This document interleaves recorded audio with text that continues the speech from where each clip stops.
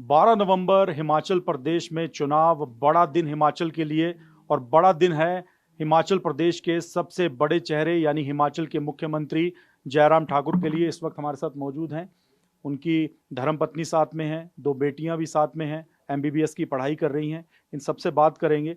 Sir, चुनाव चल रहा है और आप रिलैक्स मूड में लग रहे हैं। देखिए, पूरे प्रदेश भर में कैंपेन करने के बाद, क्योंकि अब कैंपेन बंद हो गया है, अब आज वोट ही डालना है, तो इसलिए अब रिलैक्स होकर के हैं लोग, अपना काम करेंगे।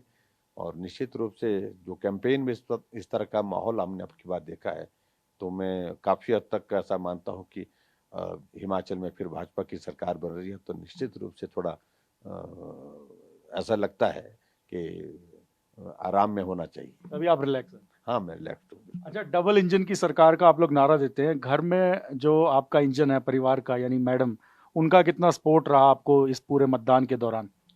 देखिए, उनका सपोर्ट हर बात में रहता है, लेकिन ये बात अलग है कि मेरा परिवार राजनीति में नहीं है।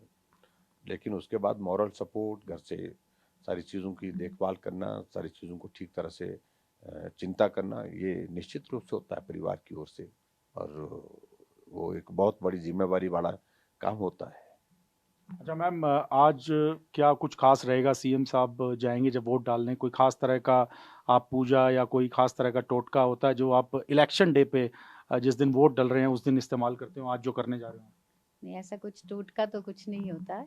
पर जो एक फैमिली ट्रेडिशन है कि जब भी शुभ कोई कार्य करना है या कुछ भी कार्य होता है शुभ कार्य, तो देवी माता के जरूर दर्शन करते हैं। जो हमारी कुल देवी है, उनका स्थान भी हमारे घर पे ही है, तो वहाँ जाते हैं और कुछ ट्रेडिशनल पकवान बनते हैं, उसके साथ हम जाते हैं और उसके बाद हम वोट कास्ट करने जाते हैं। दही चीनी खिलाएंगे सीएम साहब को? ज़रूर। मतलब वो रिवाज है आपके यहाँ? हाँ जी, खिलाते हैं। अच्छा मैम, आपने कैंपेन किया, सीएम साहब तो पूरे प्रदेश में बिजी रहे पूरी कैंपेनिंग में, आपने यहाँ सिराज विधानसभा क्षेत्र यहाँ पूरा संभाला काम आपने? नहीं, मैं क्योंकि गवर्नमेंट जॉब में हूँ, एज ए डॉक्टर हूँ, तो मैं कोई कैंपेन करती नहीं हूँ। अच्छा, लेकिन लोगों से मिले, आपको क्या लग रहा है माहौल? माहौल बहुत अच्छा है। अच्छा, और एक जो नारा दे रहे हैं सीएम साहब की इस बार राज नहीं रिवाज बदलना है, तो रिवाज बदलेगा इस बार? फिर से जयराम ठाकुर सीएम की कुर्सी पे बैठेंगे, लग रहा है लोगों से बातचीत करके? ऐसे ऐसे ही कामना करते हैं हम ईश्वर से। तो दोनों बेटियां भी हमारे साथ मौजूद हैं, एमबीबीएस की पढ़ाई कर रही हैं। आप लोग एमबीबीएस की पढ़ाई कर रहे हैं, क्या पॉलिटिकल यानी राजनीति में आने का, वहाँ डॉक्टरेट करने का कोई इरादा है? नहीं, ये तो बिल्कुल नहीं है। मेरे को तो नहीं करना। आप ऐसा तो प्लान नहीं है अभी तक तो कोई। तो इलेक्शन में कुछ कैंपेनिंग की आपने पापा के लिए? नहीं, हमने तो नहीं की बिल्कुल भी। आप पढ़ाई में ही रहे? हाँ जी, हाँ जी। तो फिर कैसे सपोर्ट किया आपने? फोन पे थ्रू, बस रिमोट तरीके से? उनके थ्रू, हाँ, पापा से बात करके पापा को ही सपोर्ट किया बस, यहीं से कॉल करके बस।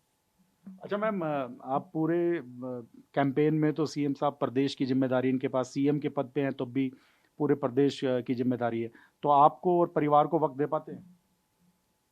बहुत कम समय मिलता है परिवार के लिए। अब तो जब से सीएम बने तो उसके बाद तो बहुत ही कम मिलता है, पर हम सब लोगों को हमने एडजस्ट कर लिया है इसके साथ। अच्छा मैम, एक मेरा आखिरी सवाल है आप सभी से सर, कितने कॉन्फिडेंट है आप, सरकार दोबारा बनने जा रही है, मुख्यमंत्री कुर्सी पर जयराम ठाकुर बैठने जा रहे हैं दोबारा? एक विषय कुर्सी का नहीं है हमारा, ये है कि हिमाचल प्रदेश में सरकार भाजपा की बनेगी, निश्चित रूप से बनेगी। क्योंकि जो माहौल हमने अब की बार देखा, मैं पिछले कई अरसे से चुनाव लड़ाता रहा हूँ, मैं पार्टी के अध्यक्ष के नाते भी काम किया हूँ हिमाचल प्रदेश में, और उस वक्त भी हमने पार्टी को सत्ता में लाया था 2007 में। तो लोगों के बीच में सत्ता में रहने के बाद जब जाते थे तो अलग तरह का एक माहौल होता था, वो मूड से मालूम पड़ जाता था कि ये बदलाव के पक्ष में है, बदलाव करने की दिशा में है। लेकिन अब की बार वो उस माहौल में बिल्कुल चेंज था, और सरकार को रिपीट करने के लिए जो जोश और जुनून हमने अब की बार लोगों के बीच में देखा है, तो निश्चित रूप से उससे एक बहुत बड़ा संदेश है। और अभी तक देखिए आप, मैं कह सकता हूँ कि जितने भी असेसमेंट हुए, आकलन हुए हैं अलग अलग एजेंसीज के माध्यम से, सर्वे हुए हैं, उसमें एक चीज़ तो बड़ी सभी में आई है कि भाजपा ही सरकार बनाएगी, भाजपा ही आगे है। तो ये एक बहुत बड़ी बात है जो आज से पहले जब होते थे, जब सरकार में रहते जो चुनाव होते तो उसमें आ ही जाता था कि सरकार बनानी कठिन है, आंकड़े जो है वो अलग तरह के होते थे। अब की बार इस तरह की स्थिति नहीं है। तो ये कॉन्फिडेंस दिखाई दे रहा है सर आपके चेहरे पे, तभी आप रिलैक्स बैठे हैं। देखिए, स्वाभाविक रूप से जब इस तरह की बातें होती तो हौसला बढ़ता है, हिम्मत बढ़ती है, लगता है अच्छा लगता है कि भाई हमने जो काम किया है, मेहनत की है, उसका परिणाम सार्थक हो रहा है। मैम आप कॉन्फिडेंट हैं जीत के लिए? निश्चित रूप से। आप क्या कहेंगे? हाँ जी, वेरी कॉन्फिडेंट। आप भी कॉन्फिडेंट हैं? हाँ जी। एक बार विक्ट्री साइन बना दीजिए, पूरा परिवार जीत के लिए आप लोग कॉन्फिडेंट हैं। तो ये हिमाचल प्रदेश के सीएम जयराम ठाकुर का पूरा परिवार है, रिलैक्स मोड में है और उनका सीधे तौर पे कहना है कि मेहनत जो की है, जो काम किया है पिछले 5 साल में, वो देखने को मिलेगा और जनता इन्हें जीत दिलवाने जा रही है। इसी वजह से परिवार अभी थोड़ी देर में वोटिंग करने जाएगा और उससे पहले रिलैक्स मूड में पूरा परिवार एक साथ बैठा है और दावा किया जा रहा है कि जीत एक बार फिर से बीजेपी की होने जा रही है हिमाचल प्रदेश में। सिराज विधानसभा क्षेत्र हिमाचल प्रदेश से कैमरामैन वीर सिंह के साथ मोहित मल्होत्रा, TV9 भारतवर्ष। वो बात करेंगे। हिमाचल प्रदेश में मतदान जारी है और बड़ा चेहरा जो है जिस पर सबकी निगाहें हैं वो है हिमाचल के मुख्यमंत्री जयराम ठाकुर। सिराज विधानसभा क्षेत्र उनका गढ़ माना जाता है और इसी विधानसभा क्षेत्र से वो लगातार 6ठी बार चुनाव मैदान में हैं और उम्मीद जता रहे हैं कि इस बार भी उनकी जीत होगी। हमारे साथ बात करने के लिए मौजूद हैं जयराम ठाकुर। सर, कितने आप कॉन्फिडेंट हैं इस बार, जितनी आपने मेहनत की है, क्योंकि आप अपने विधानसभा क्षेत्र को तो वक्त दे ही नहीं पाए, पूरे प्रदेश की जिम्मेदारी आपके पास थी, तो कितने आप कॉन्फिडेंट हैं? पूरा इलाका, पूरा प्रदेश आपने घूमा, क्या लग रहा है आपको? पूरे प्रदेश भर में घूमने के बाद एक चीज तो बड़ी साफ लग रही है कि इस बार बाकी चुनावों की तुलना में जो सत्ता पक्ष जब चुनाव लड़ता है वो भी हमने अनुभव देखा है, विपक्ष में रहते हुए भी हमने अनुभव किया है बहुत सारी चीजों को। अब की बार हिमाचल प्रदेश में कुछ अलग तरह का माहौल है। जो सत्ता का 5 साल का कार्यकाल पूरा होने पर आम तौर पर लोग थोड़ा डाइल्यूट होते थे, थोड़े सुस्त होते थे, रिस्पॉन्ड नहीं करते थे, ऐसा जैसा रहता था, जोश और जुनून नहीं होता था। अब की बार हमने देखा कि एक तो बहुत बड़ी संख्या में लोग भीड़ में हमारी सभाओं में आ रहे हैं, जोश के साथ आ रहे हैं, जुनून के साथ आ रहे हैं और जोश के साथ ही वापिस जा रहे हैं। तो ये संदेश सीधा सीधा ये लगता है कि भाजपा को फिर से लोग सत्ता में लाना चाह रहे हैं और नरेंद्र मोदी जी को ताकत देना चाह रहे हैं। डबल इंजन की सरकार का जो जिक्र हम करते हैं उसमें लोगों को लग रहा है कि ये प्रदेश के भले की बात है और ये करना अब की बार बहुत लाजमी है। लेकिन सर, बागी भी आपके मैदान में हैं और खुद पीएम साहब को फोन करना पड़ रहा है उनको मनाने के लिए, तो ये आप कैसे देखते हैं? बागी कहीं ऐसा ना हो कि आपका जो समीकरण है जीत का उसको खराब कर? देखिए, जिस पार्टी की जीतने की संभावना ज्यादा होती है उसमें स्वाभाविक रूप से बहुत सारे कार्यकर्ताओं की इच्छा होती है चुनाव लड़ने की और इस दृष्टि से तो दो राय नहीं है। बहुत सारे लोग चुनाव लड़ने के लिए आग्रह कर रहे थे टिकट दीजिए, लेकिन टिकट तो एक को ही हो पाएगा, एक विधानसभा से। ऐसे में कुछ लोग जो खड़े हैं हमने उनसे आग्रह किया है, कुछ लोगों ने नाम वापस लिए, लेकिन कुछ लोगों ने वापस नहीं जो लिया तो धीरे धीरे जब कैंपेन बढ़ती जा रही है तो वो एकदम नीचे आते जा रहे हैं, उनका ग्राफ जो है वो कम होता जा रहा है, क्योंकि सब लोगों को मालूम है कि सरकार भाजपा की बन रही है, ये दिख रहा है। और दूसरी बात ये भी कि हमारा कैंपेन जो है सीधा फोकस है डबल इंजन की सरकार, नरेंद्र भाई मोदी जी को हमने ताकत देना है, नरेंद्र भाई मोदी जी के माध्यम से हिमाचल के विकास के लिए बहुत कुछ 5 साल में मिला, आने वाले समय में और ज्यादा लेंगे। इन तमाम बातों को लेकर के जब हम आगे जा रहे हैं और उसके बाद हमारा जो कमिटमेंट जो अभी इसके रूप में आया है, शब्द घोषणा पत्र के रूप में, विजन डॉक्यूमेंट के रूप में, तो उसमें भी बहुत सारी चीजें ऐसी हैं जिन्होंने लोगों को आकर्षित किया है।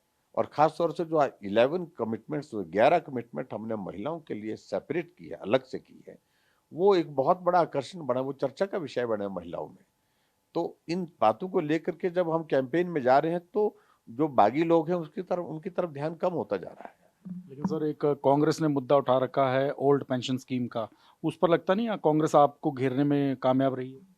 देखिए, कोई भी मुद्दा कांग्रेस के पास हमको घेरने का नहीं है, उल्टी कांग्रेस इसमें घिरी पड़ी है। वजह, क्योंकि ओपीएस उन्होंने ही समाप्त की, यही वीरभद्र सिंह जी जिनके इस पे जो है बड़े बड़े पोस्टर लगा के, होर्डिंग लगाकर उनके नाम पर ही वोट मांग रहे हैं, तो उनको इस बात को समझना चाहिए कि उनके ही नेता जिनके नाम पर वो वोट मांग रहे हैं आज इस दुनिया में नहीं है, उन्होंने ही इसको समाप्त किया था ओपीएस को। हमने तो नहीं किया था, हम तो सत्ता में थे ही नहीं उस वक्त। तो दोषी कौन है? कांग्रेस पार्टी है। जवाब उनको देना चाहिए, क्यों बंद किया था, क्या जल्दबाजी थी? बहुत सारे राज्यों ने उस वक्त ओपीएस को स्वीकार नहीं किया, 8 महीने तक, 9 महीने तक। हिमाचल पहला राज्य था, सबसे पहले उन्होंने स्वीकार किया। तो ऐसे में मुझे लगता है कि जिस तरह से ये दोष हमारे सिर पर मढ़ने की कोशिश की, हमने बंद किया, हमने बंद नहीं किया है। पहले तो प्रश्न यह है, देने की बात एक बात है कि ओपीएस की बहाली की बात कर रहे हैं, लेकिन जो बंद करने वाले हैं, जिन्होंने बंद किया, उनके खिलाफ वो कर्मचारी क्या कह रहे हैं? क्या वो दोषी नहीं है?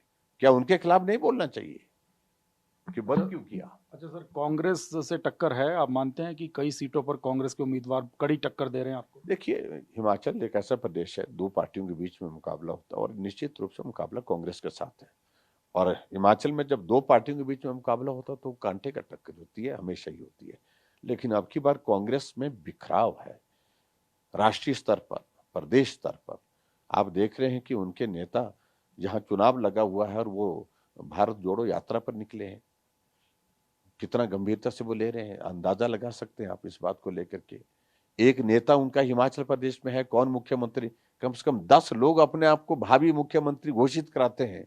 जो मंच संचालन करने वाला होता है इनकी सभा का, उसको बोलते हैं, पर्ची पकड़ा के बोलते हैं कि आप ये बोलिए, और वो बोलते हैं कि अब भावी मुख्यमंत्री को मैं बुला रहा हूं। क्या तमाशा बना के रखा है?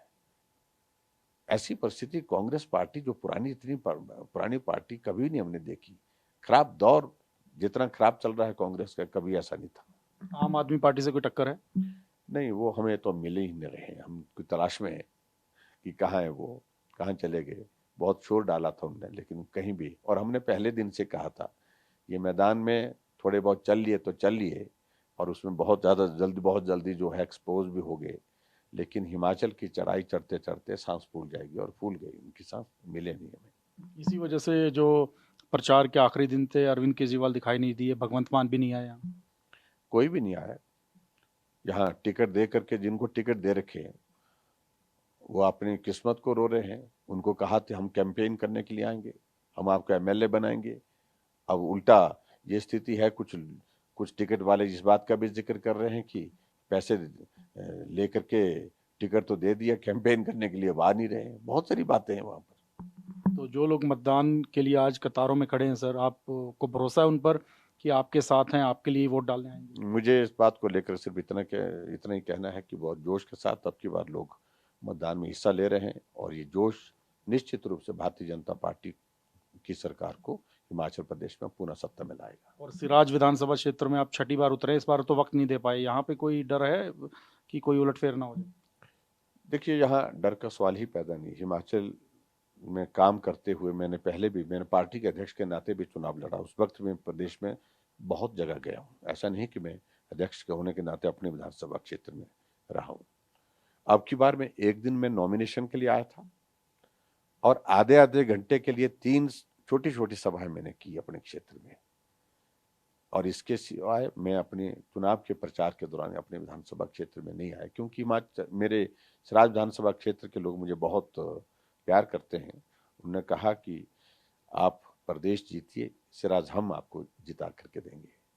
सर एक मेरा आखिरी सवाल है, आला कमान ने पूरा सम्मान हमेशा दिया है हिमाचल प्रदेश को, जेपी नड्डा साहब पार्टी के अध्यक्ष, अनुराग ठाकुर केंद्रीय मंत्री, और आप सीएम यहाँ से हैं ही, तो प्रतिष्ठा दांव पर लगी। आप मानते हैं कि हिमाचल अगर हारे तो इसके काफ़ी बड़ा एक मैसेज जाएगा, ये आप मानते हैं कि प्रतिष्ठा पूरी साख आपकी दांव पर लगी हुई?